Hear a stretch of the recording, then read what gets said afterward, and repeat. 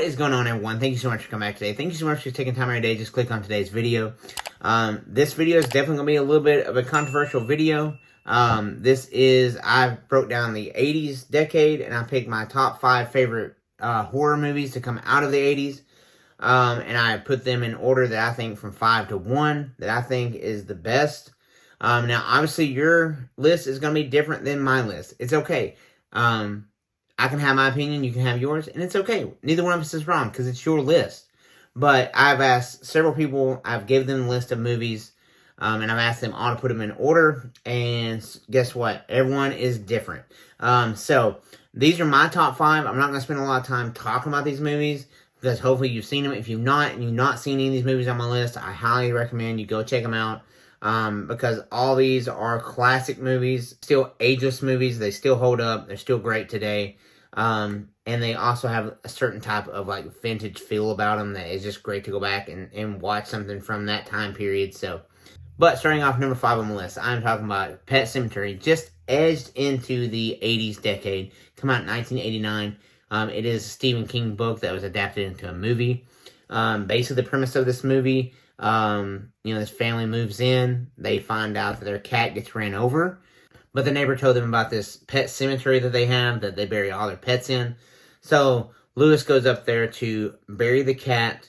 A couple days later, the cat comes back, but guess what? It's not the same cat. It's like a little zombie cat. Super evil thing. And so, a couple days later, their son is hit by a semi when he's running out into the road. So instead of doing the traditional funeral, Lewis decides to bury his son in this pet cemetery. Guess what? If you didn't learn from the cat, Gage doesn't come back the same either. Man, it was such a terrifying movie for me as a kid watching this. I was 5 years old when I watched this movie because it came out in 89. And that is absolutely, I'm saying that I watched this as a kid because it still has that spooky factor of just like, what if that was to happen? But fun facts about this movie, George A. Romero was actually approached to direct this movie, but he turned it down. But also too, Bruce Campbell was actually approached to be the play Lewis in the movie Pet Sematary, so which is kind of crazy as well. There's a lot of Easter eggs, from the Stephen King universe. Of course, they mention the rabid dog, which of course is referring to Cujo. You have Jerusalem's Lot, that's referring to Salem's Lot. You have the town of Derry mentioned, which is obviously from It. It is pretty cool to spot these little Easter eggs. But that's number 5 on my list. But number 4 on my list. I watched this movie early on in my life, and it absolutely terrified me. And I didn't actually watch this movie again until I was much older in life. 1982, Poltergeist came out. It was produced by Steven Spielberg. But there is a lot of talk that Steven Spielberg actually directed this movie. And so that's always been the talk through the years. We never know the final answer, but because he did have a contract obligation for E.T., so he couldn't direct anything else. So it is rumored that he secretly directed this movie. And if you watch this movie again, it has Steven Spielberg vibes like all over it, the 80s, the kids playing in the street, riding bicycles. That's typical Spielberg stuff right there. But premise of the story, California family, led by the dad, Steven. He's a real estate agent trying to sell some new development plots. Basically, they find out their house is built on an old burial ground. And the portal is inside Carol Ann's closet. That is absolutely terrifying to me. I don't think to this day I can sleep in a bedroom with the closet open. Just from this movie. You have so many creepy factors where Carol Ann gets sucked into the TV. You hear her on the other side. You have the weird creepy lady, Zelda. This house is Clea. All that stuff, man. It is still good, still great. If you have not seen it, I highly suggest you go watch it. It still holds up. It's still a great movie today. Fun facts about the Poltergeist. I'm not going to get too much into it because I do plan on doing a video about, all the stuff that happened on set and to the actors after the filming of the movie. Because it was considered a cursed movie. For its time, and I'm not going to get into that because I would like to make a video just based off Poltergeist. But some fun facts about that. Stephen King was actually approached to write the screenplay for the Poltergeist. But something else kind of cool is, the tree scene, whenever the tree comes through the window to grab Robbie, that scene was shot completely backwards. So it's pretty crazy to think about. Number 3 on my list. Now this is where it's getting a little tougher because these top 3 I could potentially have them in any order, and I don't think a lot of people would argue with me on that. Number 3 on my list, 1982 comes along. We're introduced to Kurt Russell. Of course, I'm talking about number 3. I'm talking about The Thing. The Thing. I didn't watch this movie until much later in my life, and I'm really sad I didn't.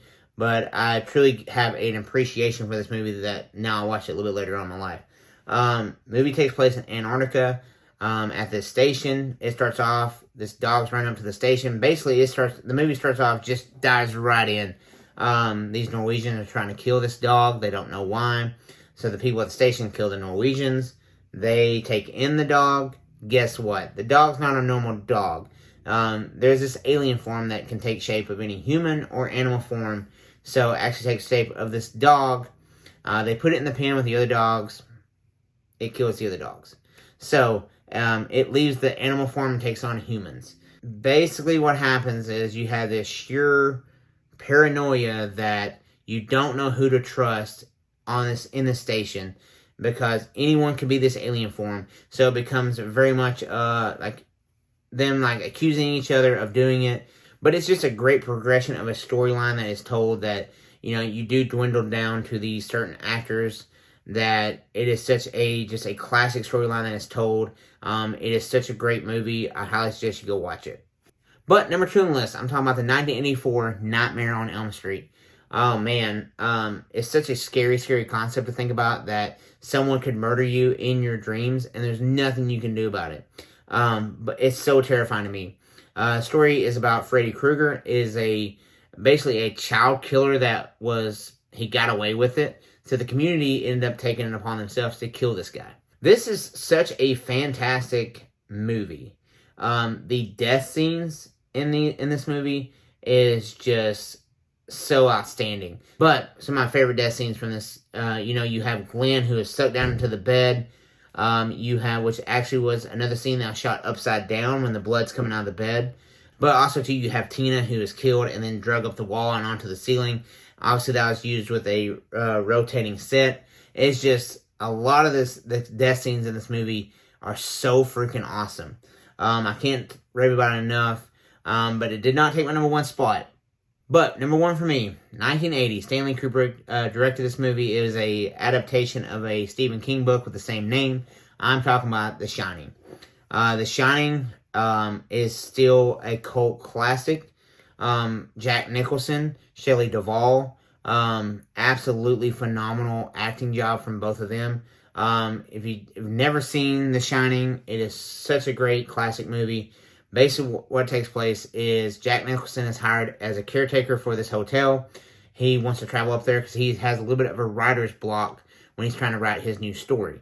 So he thinks staying up there for the winter months, they are the only ones in the hotel, that he thinks he can get over this writer's block and get back to writing his book.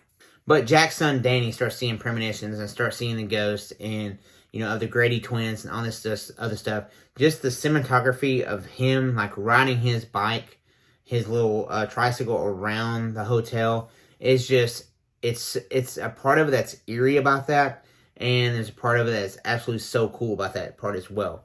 But you see the transformation of Jack turning into this monster of a man that the hotel has made him, the isolation has made him, and it's just true great filmmaking at its finest. There's so many things on the set of this movie that, Stanley Kubrick was known as a perfectionist, that he would be known to shoot a scene 60, 80, 100 times. The scene of Shelley Duvall going upstairs swinging the baseball bat as Jack Nicholson is chasing her or following her, it was told that he wanted to shoot that scene 127 times before he wanted to get it right. So the emotional state that Shelley Duvall is in, crying in tears, exhaustion, that's all real, because that's not acting. That's really how she felt in that moment. It's been reported that Shelley Duvall, had hair loss. Her hair was falling out in clumps on the set just because from the sheer stress. Kubrick told everyone to ignore her on the set, that not to talk to her. He treated her like a piece of crap. But Duvall has later on come out and said that she appreciated, the art of the filmmaking because of the end result that was produced. that she knew that at the time she hated him, but now she's going to respect Kubrick for, just the sure, like, perfection that he demanded. Of course, it talks about the Overlook Hotel, which is not actually a real hotel. Stephen King got this inspiration he went and stayed at the Stanley Hotel. He stayed in room 217. He, had some stuff happen to him, so he decided to go out on the balcony and smoke a cigarette. And it's rumored that in the time of him smoking the cigarette, he had the whole storyline kind of planned out in his head, which is truly remarkable as well. But the Stanley Hotel kind of has this reputation of a lot of paranormal investigators that went there and did a lot of paranormal investigations. Obviously, who knows what's true and what's not. It does have a very definite creepy factor about it.